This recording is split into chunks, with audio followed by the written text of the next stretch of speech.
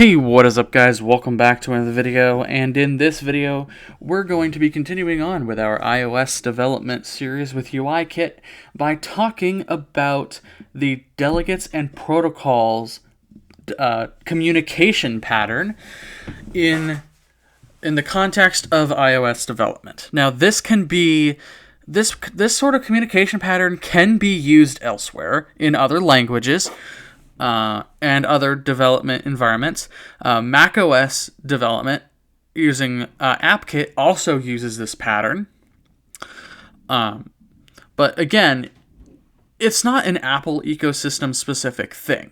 So in this video, I just want to discuss with you exactly what this communication pattern is and how it works.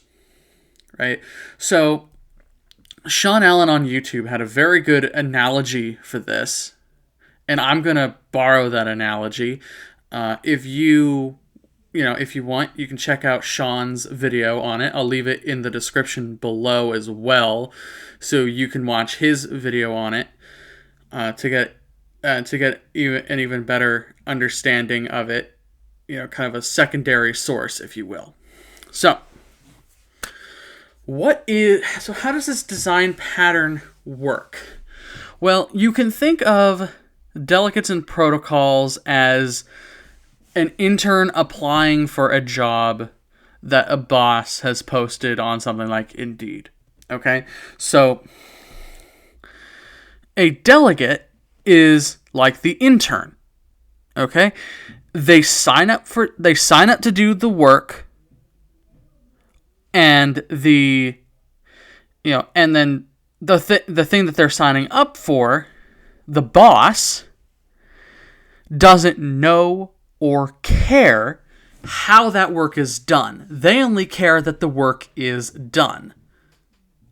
So in the context of iOS development, you can have a view or view controller that accepts a delegate, so the view or view controller can be the boss, and that boss, when it needs some work done, it will call the method on the delegate. So then the delegate goes and does that work, right? Now, of course, what then is the delegate? Right.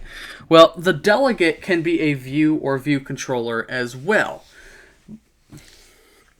A common example in iOS development that uses this pattern, this communication pattern, is the table view. In UIKit, we have what's called a UI table view, and that requires a delegate to do certain bits of work, such as being able to delete a row or being able to populate the table and that kind of stuff. You can expect to see delegates and protocols being used there. Now, the other part to this is protocols. What is a protocol, right? Well, if you've watched my Swift series, which I expect that you have, you already know what a protocol is. But I'll briefly explain them here.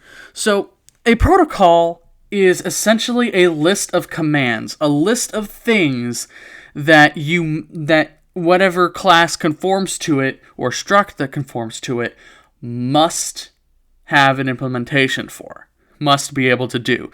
So you can think of that as the job qualifications for our delegate or our intern that the boss requests the intern be able to do. Right? So in the UI table view example, the UI table view delegate is the protocol that describes what the delegate must do. The thing that volunteers or applies as the delegate. Everything in that protocol is what that delegate must do. Now, that's kind of just a brief explanation as to what this communication pattern does, but as we go forward, you will see examples upon examples upon examples of how this works. if you watch Sean's video on the topic, which again I'll have linked in the description, he goes into an actual like example, a real world example of how you could do this. It's a very basic example, but it's an example. I'm not gonna. This video is just an introduction to the topic, because again we're gonna take a look at that later on as we move forward. In fact, I believe it's the next video. We'll be talking about what's called an app delegate and a scene delegate, which comes in with that design pattern. So we'll be able to see examples of how something that conforms to a delegate is supposed to work. Anyways, guys, that pretty much does it for this video. Thank you all so very much for watching, and we'll see you in the next one.